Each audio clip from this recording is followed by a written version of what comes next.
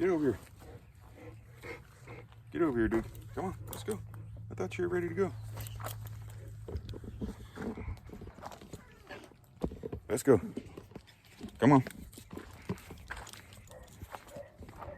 Why we are in a computer simulation. I know you wanted to know. I'm going to tell you why. Many years ago, probably about 10 years ago, I did a job for a client who was get over here. He worked on supercomputers. Let's go, dude. Come here. I did a job for a client who worked on supercomputers. Let's go. Him and his wife worked on supercomputers. And so my first question was, what is a supercomputer? Because I did not know what a supercomputer is. I still probably don't quite know. Let's go. And his answer to me was, the way he explained it to me was that it's a simulator, essentially. Maybe there's different types, but these and he's building, or not him personally, but the company he worked for, they build supercomputers for big corporations like Mercedes-Benz, for example. And so the way he explained this supercomputer to me was that it's like a simulator. And he gave me the example of an Xbox or a PlayStation. And he said, you know, what's your favorite game on there? And I said Modern Warfare, because I like those shooter games. He said, okay. Actually, he brought it back to his examples. Oh, well, I like car games and, like racing games. He gets the wheel and the seat and all that stuff. And so that's a simulator. And so the Xbox or the 360 would be the example of the supercomputer. You know, really it's not a supercomputer, but that's what a supercomputer does, is run these simulators.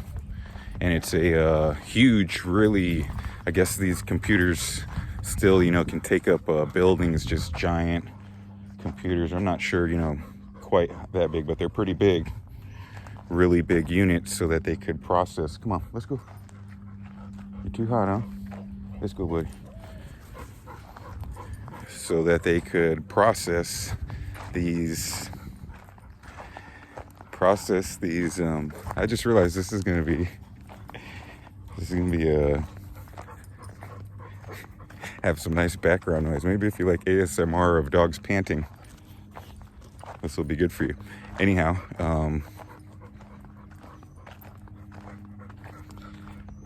these supercomputers, large supercomputers, can run larger, a simulator that an Xbox or obviously wouldn't be able to run, or even your own computer wouldn't be able to run. So the example that he gave me was Mercedes-Benz. If they build a $1 million car, they're going to have to crash that car. If it's a new car, let's say it costs them, $1 million, $5 million just to build one prototype, the first one.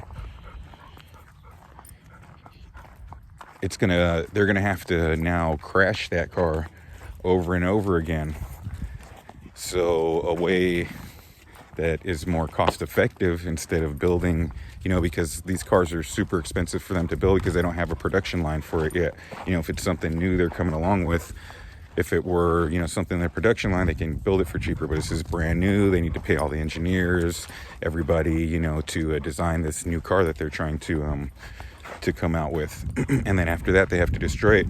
They have to crash it, right, for these tests. So it'd be very expensive for them to build these cars and crash them.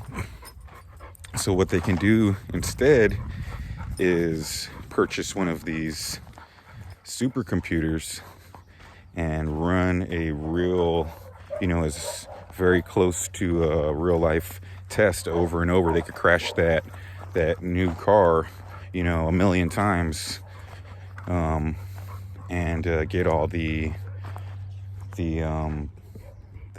data from that. So as he was explaining this to me, right away I'm thinking in my head, well, Xbox, you know, is a lot farther along than from when I was a kid, you know, compared to Nintendo. So these supercomputers are gonna, you know, in the future inevitably be a lot smaller and better than they are now.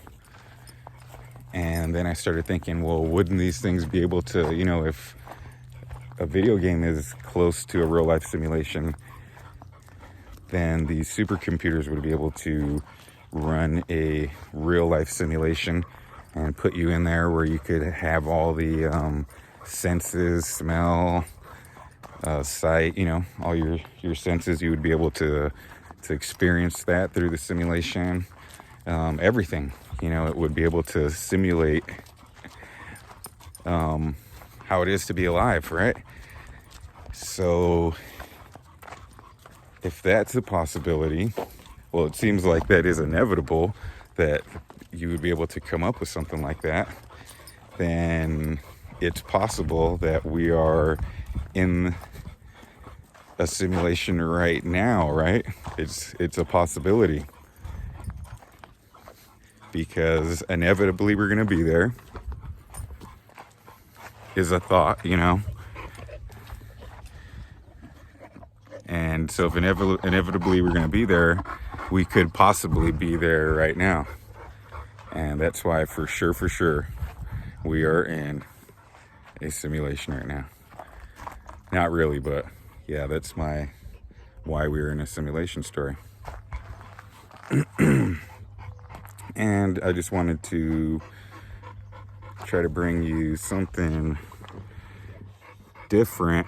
I know it's just kind of a random theory or idea. It's not something that I wholeheartedly believe in, but I thought I'd give you some kind of different content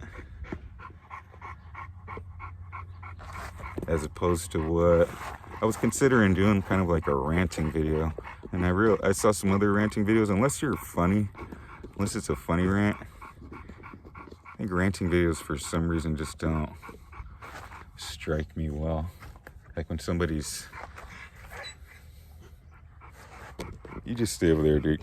Anyhow, I was trying to bring you something that was not negative, not a ranting video.